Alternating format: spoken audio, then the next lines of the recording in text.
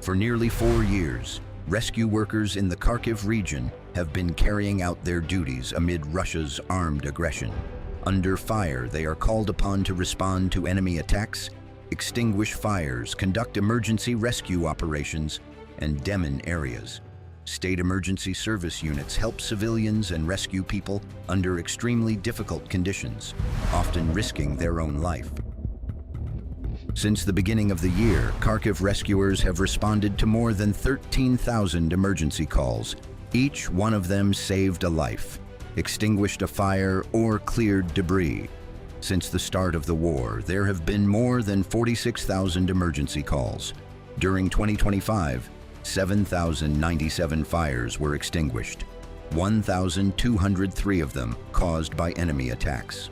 The number of fires extinguished since the start of the full-scale invasion has exceeded 27,000, 5,054 of them caused by attacks. A total of 218 people were rescued from fires and from under the rubble. The year 2025 was extremely difficult for the Kharkiv region. Rescues carried out their duties every day under constant air raid alarms and explosions.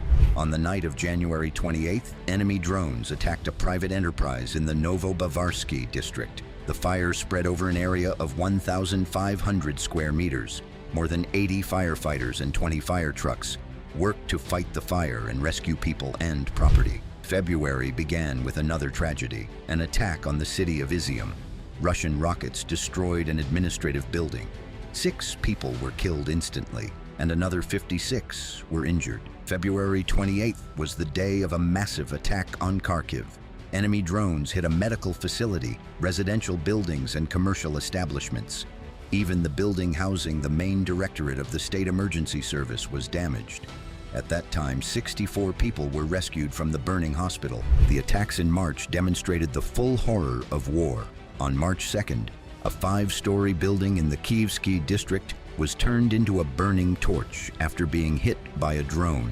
5 people were rescued from the flames due to the heroism of the rescues. On March 26th, Kharkiv came under attack again. 8 drone strikes, 13 victims, and 4 fires, the largest of which covered an area of 2,500 square meters. On March 31st, the enemy struck a powerful strike on the facility in the Kiev district.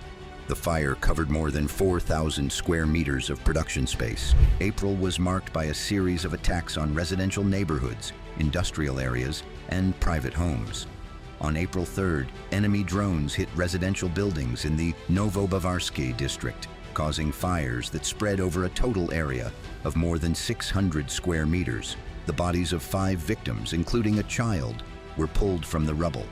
34 people were injured, including 1 rescue worker. On April 29th, a massive strike on Kharkiv caused 13 fires in 4 districts of the city.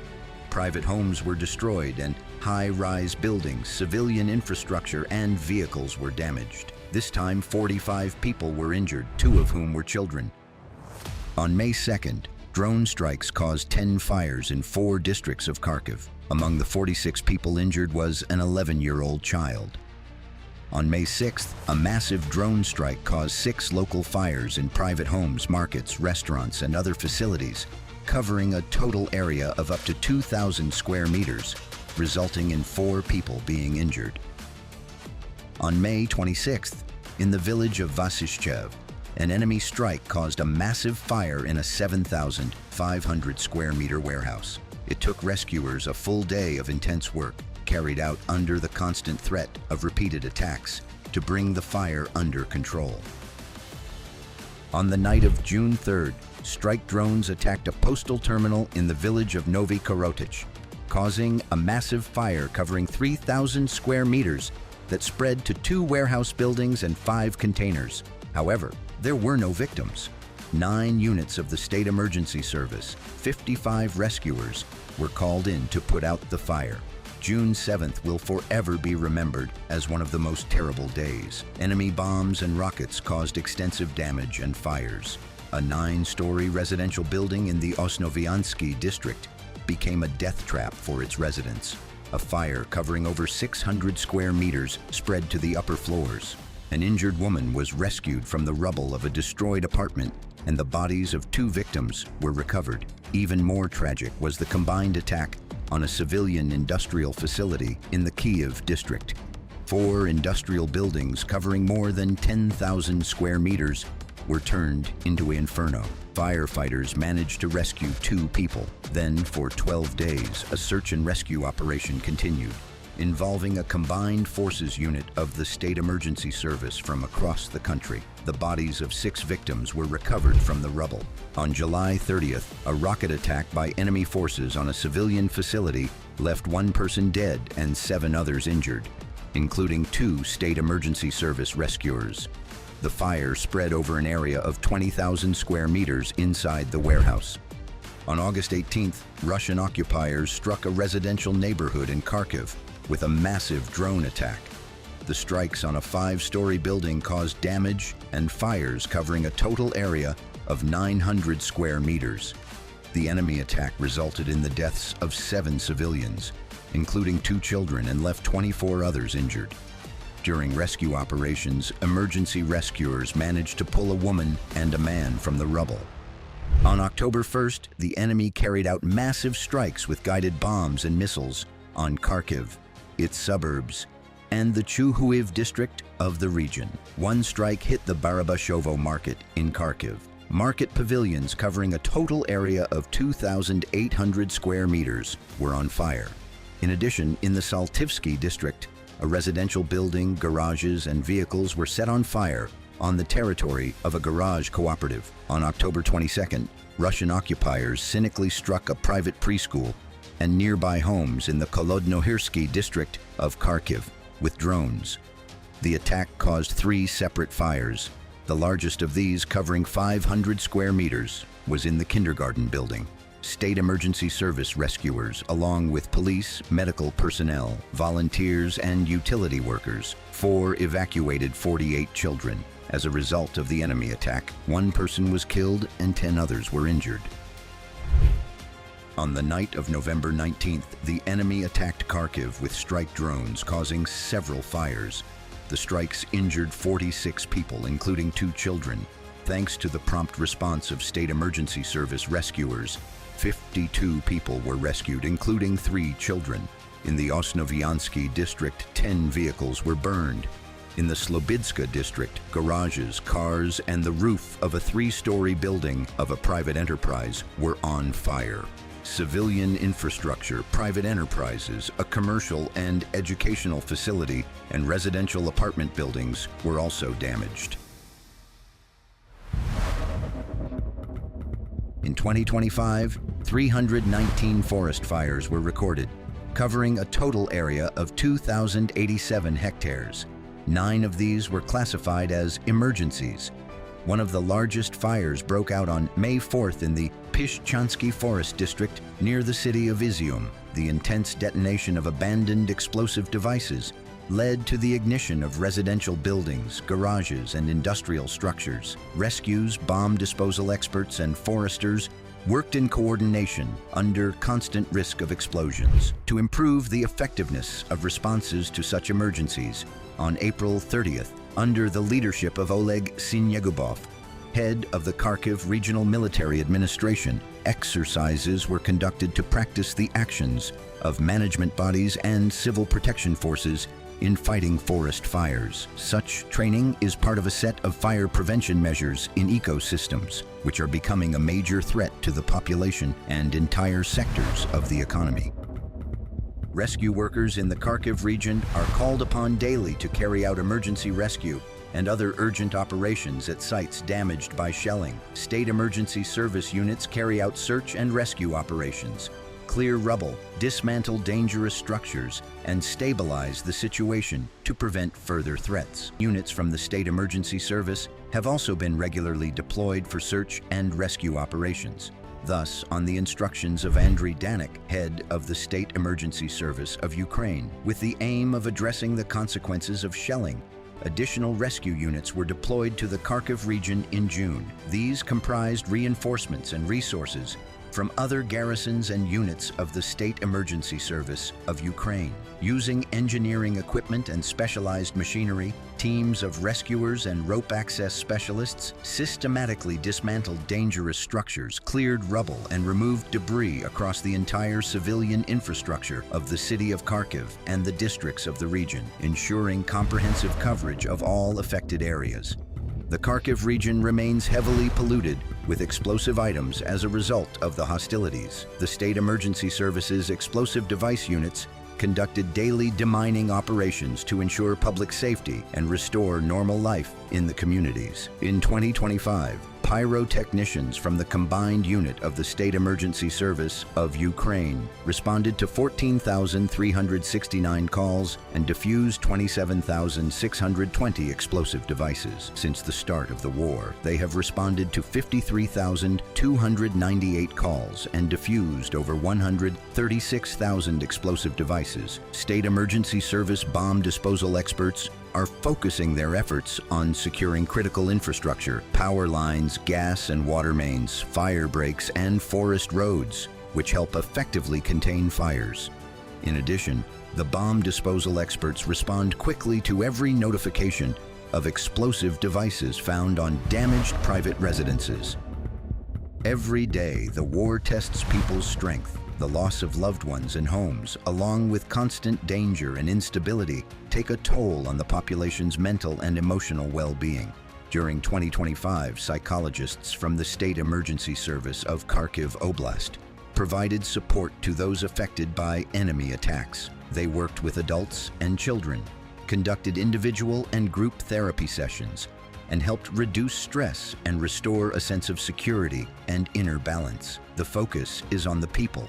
Rescuers work under extremely difficult conditions, constantly at risk of repeated attacks and human losses. Psychologists from the State Emergency Service conducted special training sessions and classes on psychological resilience, helping rescuers cope with the emotional and psychological stress of war. In December 2025, a psychological recovery center was opened to support emergency workers. Its establishment was made possible thanks to the support of UNDP in Ukraine, the government of Denmark, and the Rotary Club of Kharkiv Multinational. It is a space for recovery where rescuers can relax, recharge, and receive professional support. This marks another step toward protecting the mental health of those who save others every day. War always brings losses. On June 11th, Vasyl Belinsky, a mechanical engineer and bomb disposal expert, was killed in the Izium district. An enemy drone targeted a group of bomb disposal experts while they were clearing mines from agricultural land. This hero gave his life to protect the land for future generations. On October 23rd, while on duty in the village of Zelenyi High, Yuri Chistikov, squad leader of the 43rd Fire and Rescue Unit, was killed as a result of repeated enemy attacks. In general, since the start of the full-scale attack, 9 rescues from the Kharkiv Garrison have been killed and 73 have sustained injuries and shrapnel wounds. Moreover, during demining operations in the Kharkiv region, 9 State Emergency Service sappers were killed and another 49 were injured. Every year, the occupiers strike cynically not only at the locations where firefighters were working, but also at fire and rescue units. On May 3rd in Kupiansk, the enemy demonstrated its true nature by striking the fire and rescue station directly. An aerial bomb completely destroyed the unit. Fortunately, no rescuers were injured, as they were out on a call at the time. Despite everything, the unit continues to carry out its duties to protect the safety of citizens. In total, 43 fire stations were destroyed or damaged as a result of the military operations. Additionally, 108 units of fire and rescue vehicles were destroyed or damaged. Evacuations from frontline areas have become a routine part of the war.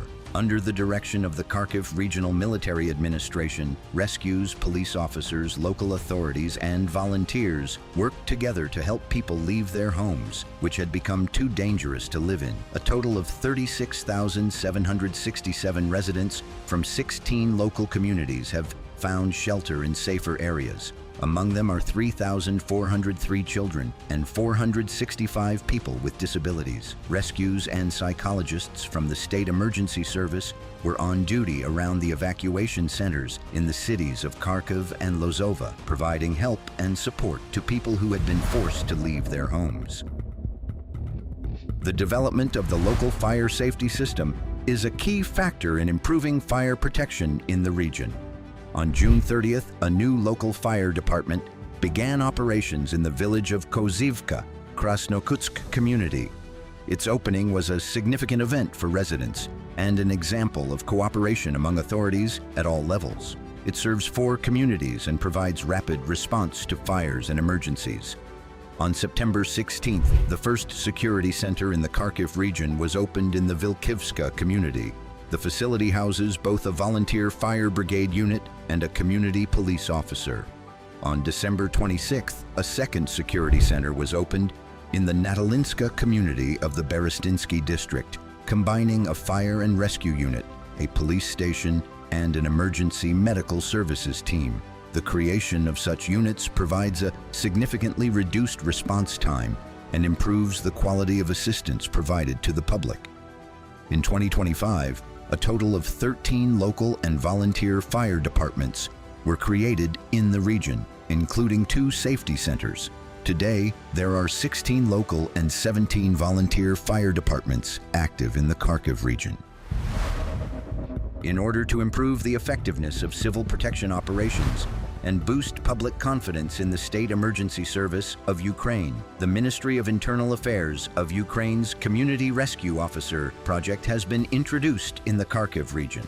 This project is being realized in accordance with the concept for reforming the traditional fire inspection system. Community rescue officer roles have now been introduced in all communities across the Kharkiv region. This is an important step toward improving the safety of local communities, helping to predict and prevent emergencies in a timely manner and ensuring reliable support for residents in high-risk situations. It should be noted that in December 2025, with the support of the leadership of the Kharkiv Regional Military Administration and local government bodies, 12 new modern vehicles were handed over to rescue officers in the communities of the Kharkiv region. The vehicles will provide mobility for staff, allow for rapid response to emergency situations, prevent accidents among the population, and facilitate the coordination of local services. Preventive work on safety issues is one of the top priorities for rescues in the Kharkiv region. Particular attention is focused on teaching children the rules for staying safe during attacks and what to do if they find something that looks suspicious. 5 new safety classrooms opened this year as part of a national project aimed at teaching fire and mine safety rules and civil protection. In total, there are 199 such classrooms in the region, where children learn skills that could save their life. The mobile safety class also continues its work. This project is realized with the support of the Ministry of Internal Security of Ukraine, the National Police, the State Emergency Service of Ukraine, and UNICEF. In addition, experts from the State Emergency Service regularly teach safety lessons to children in metro classrooms and underground educational facilities. Rescuers are not alone in their fight. Help is coming from all over the civilized world, from the governments of partner countries to people who cannot stand by indifferently in the face of others' suffering. Thanks to productive cooperation with city and regional authorities, the Ministry of Internal Affairs, and members of Parliament, the service is provided with the necessary equipment, supplies, and materials, which improves the ability of rescues to protect the civilians. This support gives us the strength to keep fighting and saving life even under the most difficult conditions. For their dedication, professionalism, and unbreakable spirit throughout the past year, 1,513 of the Kharkiv Garrison's best rescuers were honored with state and departmental awards. These recognitions are a testament to the high level of skill, courage, and self-sacrifice of the rescuers who fight every day to save the life of Ukrainians. Every day during the war, rescuers in the Kharkiv region carry out missions to save life. extinguish fires, clear debris, and demine areas, providing safety for the population and helping communities return to daily life. The state emergency service units are working in difficult and dangerous conditions, responding quickly to emergency situations, providing aid to victims, and minimizing risks to civilians. Their work is essential to keeping the Kharkiv region stable and safe during military action.